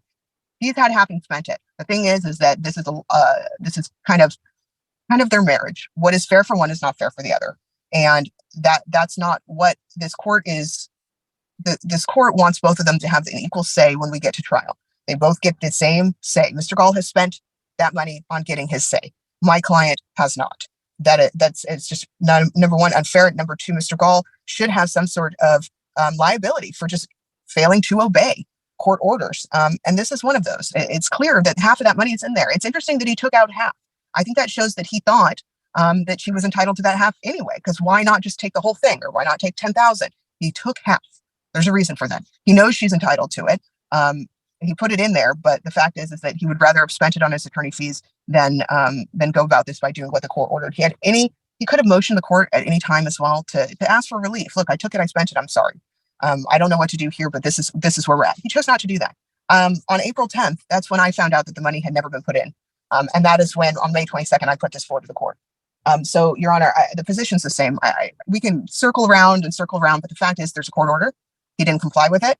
He spent the money instead. My client's entitled to equal representation, just like he was. My client's entitled to those funds. She has good faith here. She doesn't have dirty hands. She's asking for those funds to be transferred to my account and then to her. So I want that kind of clear. Is the funds go into my trust account. I would ask that the order state that I can then transfer them to her.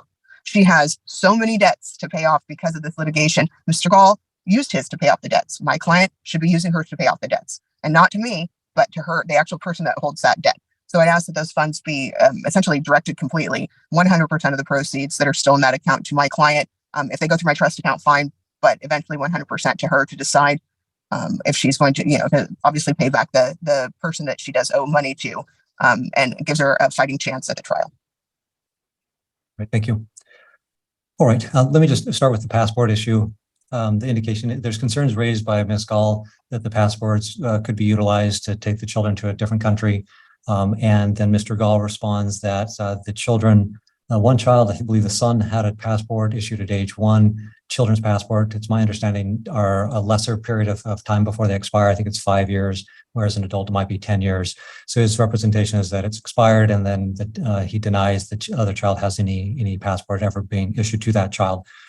So I think my resolution on that is if there are passports, whether expired or valid, that they be turned over by June 27th, or if there's not passports, then there need to be an affirmative statement by Mr. Gall under the penalty of perjury that he does not possess any passports. That includes either expired or existing. So if there's an expired one and then there's non-possession of that, then that needs to be stated under penalty of perjury. And if there's not a passport for the other child, then that needs to be stated under the penalty of perjury. Or on the alternative, if there are passports, whether expired or valid, those need to be turned over. Both those things, or one or either of those, needs to occur by June 27th. So that's the deadline there regarding the passports.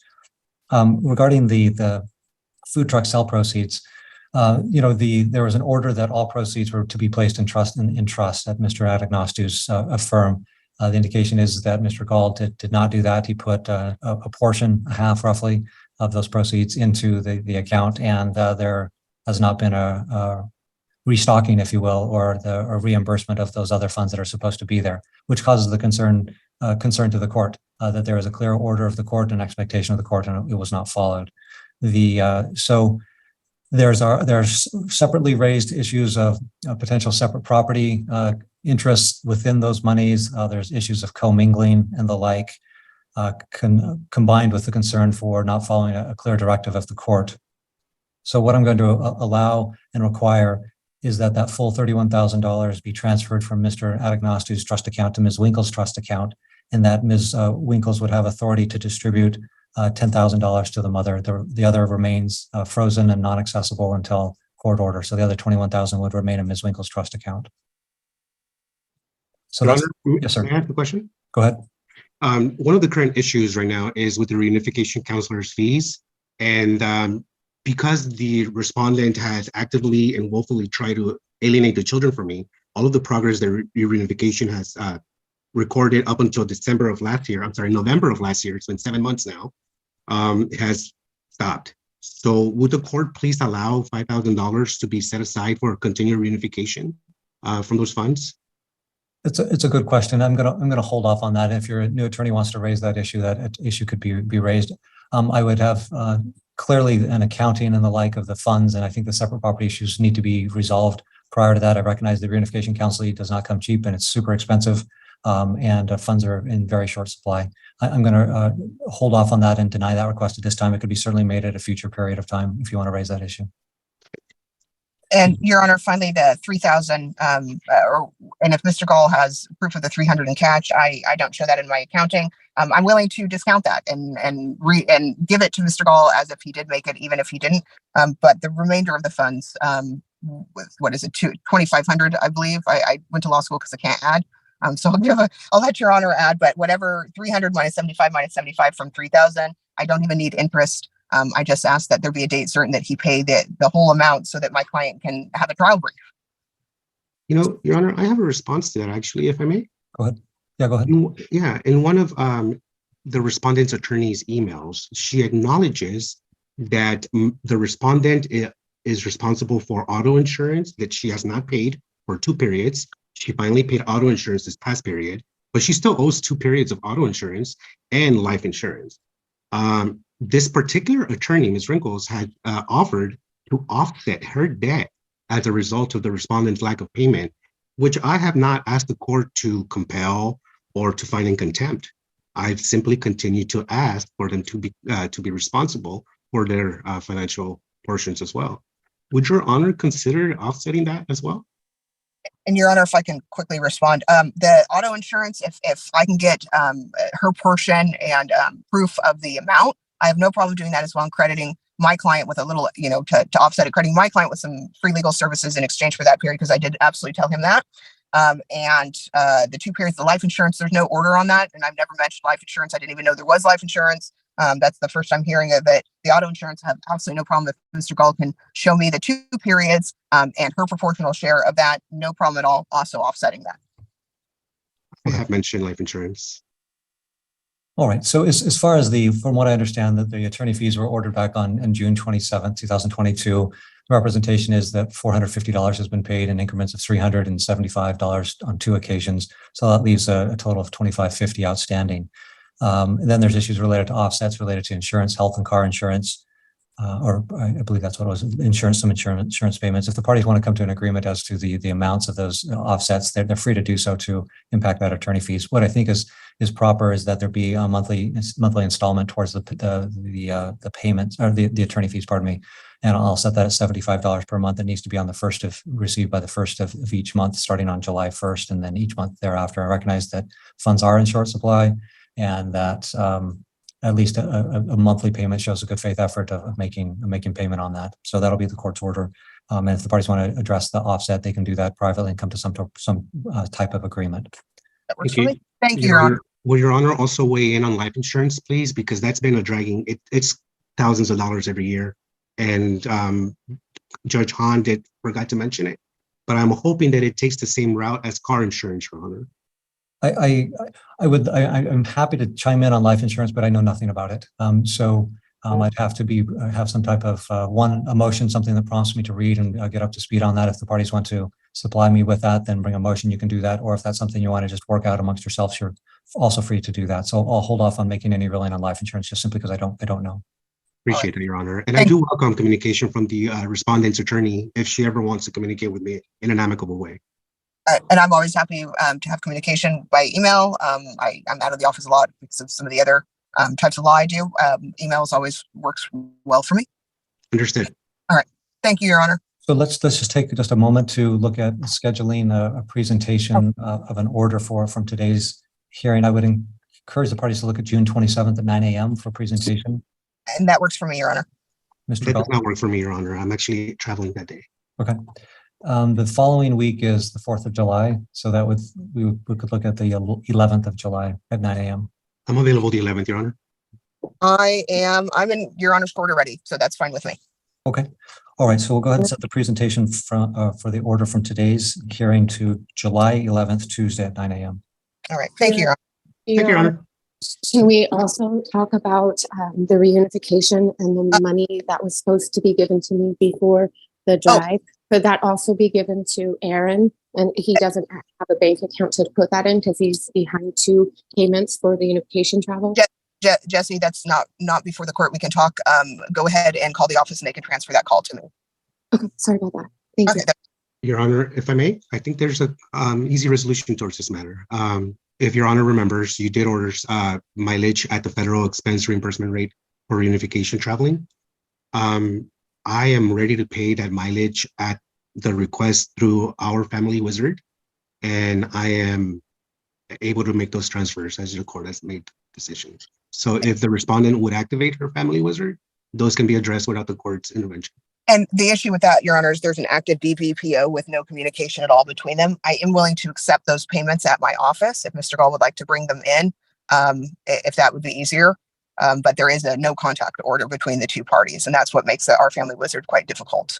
And my client would like to continue that no contact order and not alter it with communication between them.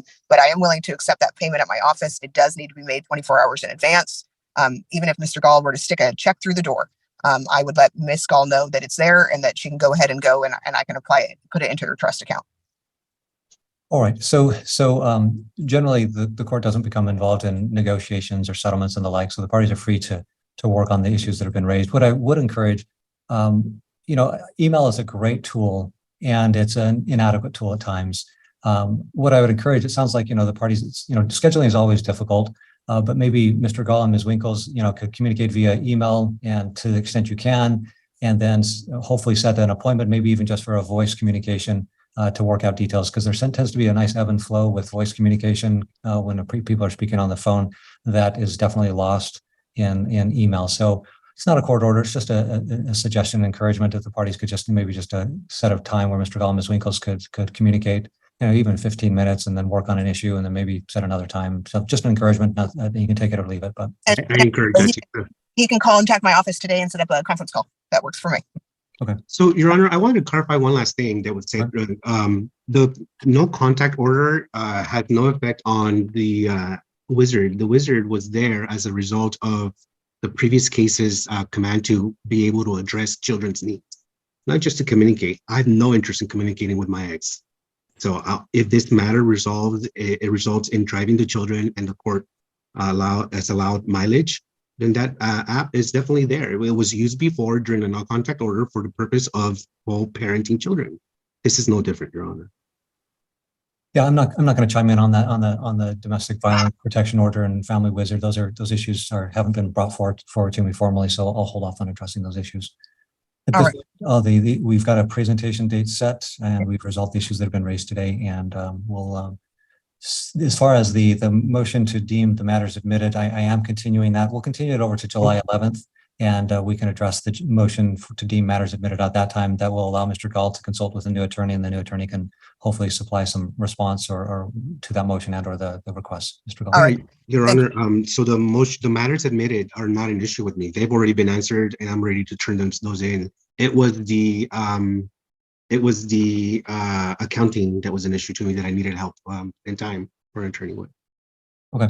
All right. So we'll just set up for review on July 11th, that motion, and we'll hear it on that date. Thank you, Your Honor. All right. That'll conclude today's hearing. Thank you.